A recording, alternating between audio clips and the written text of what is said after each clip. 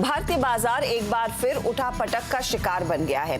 Global बाजारों में मंदी का डर, बढ़ती ब्याज दरों के बीच एक बार फिर ऊपरी स्तरों से इक्विटी बाजारों में दबाव बढ़ता दिखाई दे रहा है। ऐसे में सवाल हर निवेशक अपने आप से पूछता है कि इस वॉलेटिलिटी का सामना कैसे करें। इस सवाल का जवाब तो है बड़ा फिलोसॉफिकल। संयम रखें, लॉन्ग टर्म के बारे में सोचिए।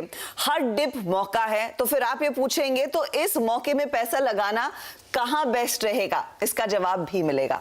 नमस्कार, आप देख रहे हैं फायदेमंद फंड। मैं हूं हर्षिता सावंत और आज हमारा साथ दे रहे हैं आईसीआईसीआई प्रूडेंशियल म्यूचुअल फंड के सीनियर फंड मैनेजर मितुल कलावादिया। और हमारा फोकस है एक खास फंड पर, आईसीआईसीआई प्रू के डिविडेंड यील्ड फंड के बारे में हम बात करेंगे डिटेल में। इस फंड की शुरुआत तो मेरे ख्याल में 2014 में शुरू हुई थी, लेकिन अब तक मैं रिटर्न देख रही थी और खासतौर से रीसेंट पास्ट का मैं रिटर्न देख रही थी। पिछले 5 सालों में करीब 64% तक का रिटर्न, पिछले 3 सालों की बात करें तो 82% तक का रिटर्न। तो क्या खास है इस फंड के बारे में, मितुल से ही खुद समझते हैं। मितुल, स्वागत है आपका सीएनबीसी आवाज पर और फायदेमंद फंड में। डिविडेंड यील्ड फंड तो बहुत सिंपल है, हाई डिविडेंड जो यील्ड करती है कंपनियां, शायद उसको आपने इकट्ठा किया, अपने फंड में डाला है। तो मैं दूसरा सवाल आपसे पूछूंगी, मुझे बताइए इस समय मार्केट की वॉलेटिलिटी में हम डिविडेंड यील्ड फंड के बारे में क्यों सोचें, इसकी क्या खूबी होगी? जी, पहले तो डिविडेंड यील्ड फंड जो है ये एक इन्वेस्टिंग करने का एक तरीका है, एक अप्रोच है। इसको कोई अलग दूसरे फंड से अलग नहीं देख के, एक प्योर थीमेटिक नहीं देख के एक अलग अप्रोच देखा जाए तो बेहतर रहेगा। अप्रोच के पॉइंट ऑफ व्यू से जब बात करें तो यहाँ पे अप्रोच जो है, जैसे आपके फंड्स होंगे उसमें ग्रोथ स्टाइल होगी, कुछ फंड में वैल्यू स्टाइल होगी। ये जो है डिविडेंड यील्ड फंड हमारा आईसीआईसीआई प्रूडेंशियल का, ये ब्लेंडेड स्टाइल से चलता है।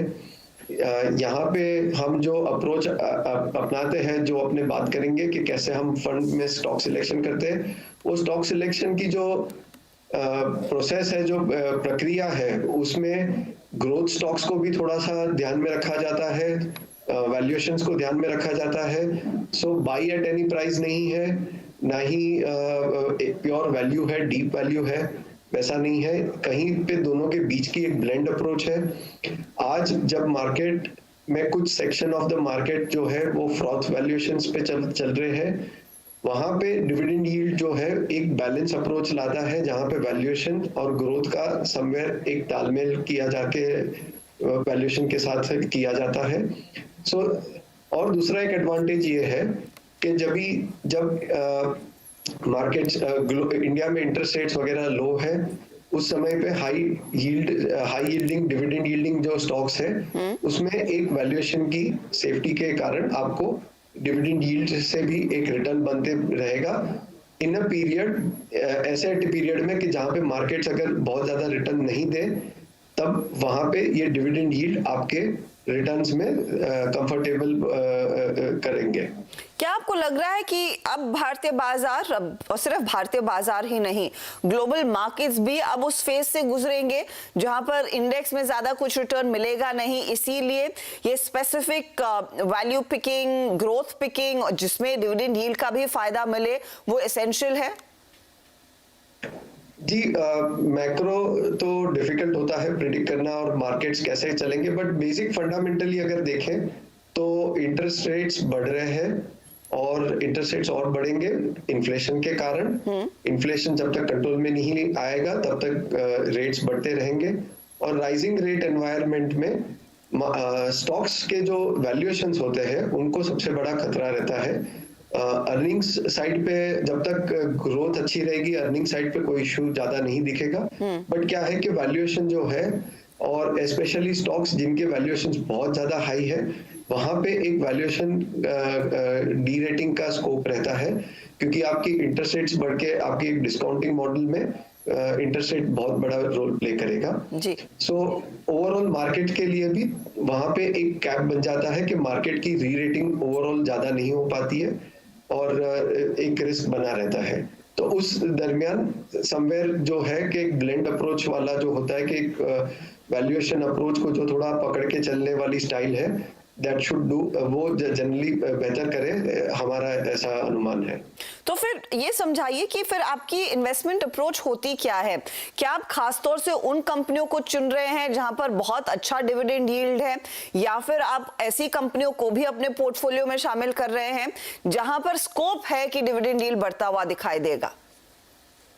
जी, हमारा जो फ्रेमवर्क है, जो रूपरेखा है फंड को चलाने की, उसमें हम पहले स्टॉक्स की एक स्क्रीनिंग करते हैं रेगुलर बेसिस पे। जो स्क्रीनिंग में हम ओवरऑल कंपनी जिनकी हाई डिविडेंड यील्ड है उनको रैंक करते हैं, high FCF yield, free cash flow yield जिनकी अच्छी है, इन दोनों को कंबाइन करके हम रैंक करके देखते हैं। और उसके बाद हम एक सस्टेनेबिलिटी का एक स्कोर अलग से लगाते हैं, जहां पे हम कंपनीज की हिस्टोरिकल डिविडेंड यील्ड कैसी रही है, कैसे बिहेव की है कंपनीज ने अपने डिविडेंड्स के साथ, वो उसके बेसिस पे फिल्टर करते हैं। कंपनीज जिनके डिविडेंड्स बढ़ते रहते हैं उनको हम ज्यादा वेट देते हैं फंड में। कंपनीज जिनकी डिविडेंड वॉलेटाइल होती है उनको हम जनरली अवॉइड करते हैं या फिर बहुत कम वेटेज फंड में देते हैं। सो ताकि क्या होए कि कोई यहाँ पे ये जो ग्रोथ वाली जो डिविडेंड वाली कंपनीज है जहाँ पे डिविडेंड बढ़ता रहा है पिछले 5 साल में, उनको हम जब हाई वेट देते हैं तो वहां से थोड़ा सा ग्रोथ का एंगल इन्वेस्टिंग में आ जाता है। इसीलिए हमारा fund highest dividend yielding stocks में खाली इन्वेस्ट नहीं करके दोनों को ब्लेंड करके देखा जाता है।